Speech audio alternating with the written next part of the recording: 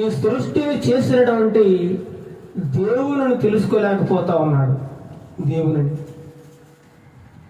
మానవుడు ఈ సృష్టిని ఎంతవరకు తెలుసుకున్నాడు అంటే కేవలము 10% మాత్రమే ఇప్పటి వరకు మానవుడు ఈ సృష్టిలో ఉన్నటువంటి సృష్టి యావత్తును 10% మాత్రమే తెలుసుకోగలిగినాడు. ఇంకా మానవుడు తెలుసుకోవాల్సిందట 90% మిగిలి ఉందట. సృష్టిని అర్థం చేసుకోవాలంటే, సృష్టిని గురించి పరిశోధనలు చేయాలంటే ఇంకా 90% ఇంకా మిగిలిపోయే ఉందట.